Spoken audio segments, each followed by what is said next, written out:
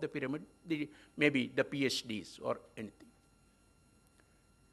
And therefore, there should be mechanism for horizontal and vertical mobility in education and the skill sector. Horizontal and vertical mobility. Horizontal mobility in the sense that possibility of switching from one sector to another.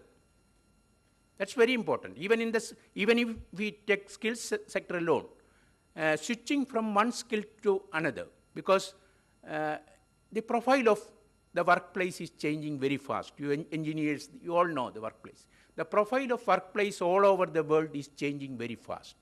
And therefore, the workers of today may not be the effective workers after 5 years or after 10 years if they continue with the same type of thing. And therefore, there should be mechanism to earn new skills, upgrade their skills, and try to understand what is happening, whether it be in the information and communication technology, whether it be the entrepreneurship.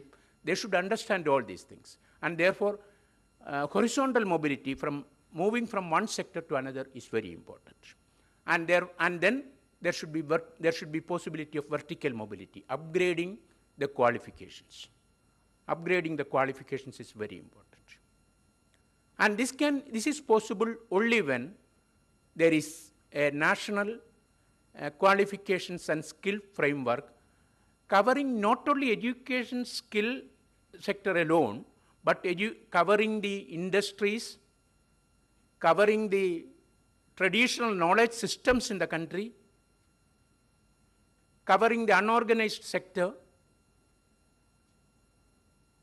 This is very important. And all countries which have come up like this, they have looked into all these aspects. For example, work integrated learning. Work integrated learning is 80% of the total learning happening in any system. It is not the learning which we earn from first standard to BA or BSc or BCom or BCA. That is not the ultimate learning which is going to the workplace. Of course, that's very important. I'm not saying that it's not important. It's very important. But after entering into the workplace, after entering into the profession, we learn a lot of things. And if you just look at the total learning and skills, or total knowledge and skills, we can say that there is several thousand times the knowledge and skills with the workplace and with the ordinary people in the country. And therefore, there should be mechanism for a seamless transition from the different sectors, seamless transition from education, skills, unorganized sector, all these things, and then traditional knowledge systems. And then in this qualification framework, now many countries have also introduced assessment and certification of prior learning. Because education is not just, which is the thing happening in our classrooms or universities, classrooms in our schools and colleges or universities. Education is happening at each and every place. And lot of people have knowledge and skills in various sectors. They may be illiterate. They may not have any formal qualification. And therefore, the assessment and certification of prior learning and linking it with the qualifications which we mentioned, that's also very important. And these are all approaches necessary for scaling up. It is not just by creation of several 10,000s of colleges or several hundreds of universities that we are going to enhance the reach of education. We have to look at education and knowledge development and skill development happening in different arenas. And there has to be mechanisms for recognizing it, making it on par with any certification process.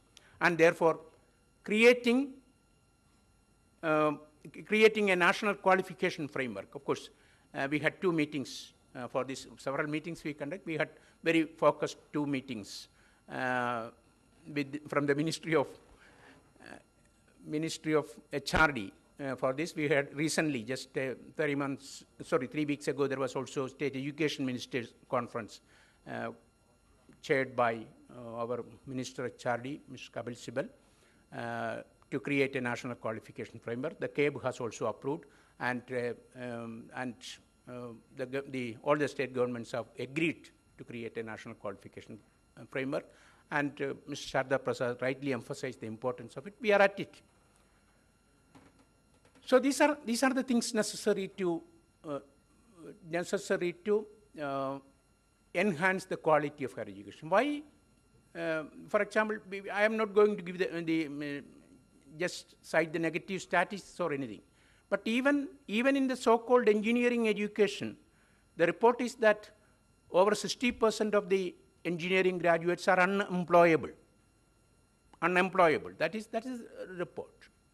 Of course, in conventional systems of education, it is more than 80%. 80% of the graduates are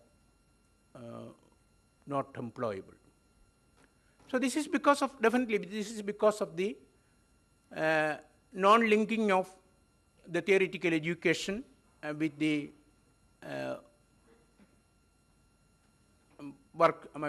practice in the field. So and then employability is a very important thing. Employability, because unless and until we just convince the graduates that their education, which they are going to take, they should have some sort of an employment, I think we will not be able to achieve higher enrollment in education, and there will be large number of dropouts. And if the graduates are coming out and they are going without any employment, that could also be a problem, and therefore it has to be linked with employment.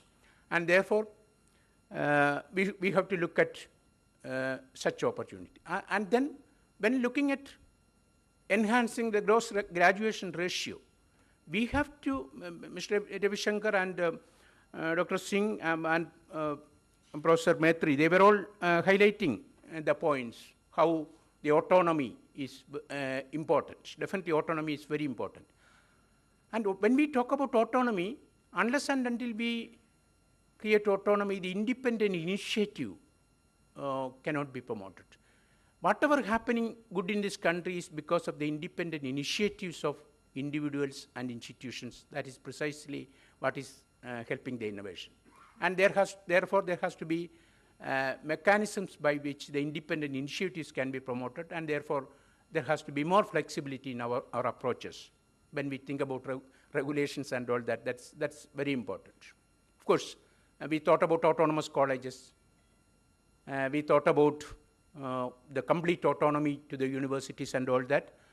And unless and until this autonomy percolates down to the teacher in the classroom, I think the autonomy will remain as just stamps.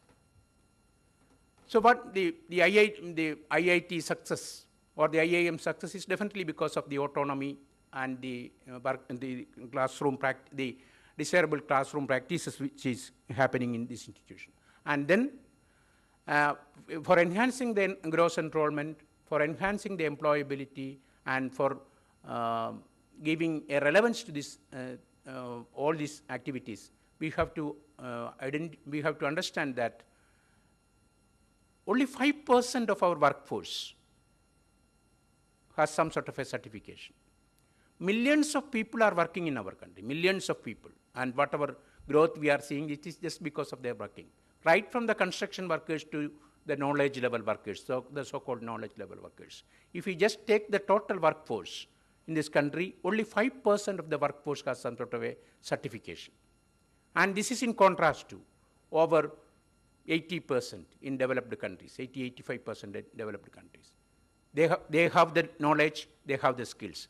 They have to be updated with the new technologies, new profiles of workplace, all these things. And then they have to be appropriately examined and certified, and their certificate should be made equivalent to that of a certificate which is happening in a university or a polytechnic or ITI. So certification of the workforce, appropriate certification, which is acceptable and accreditable in other countries as well.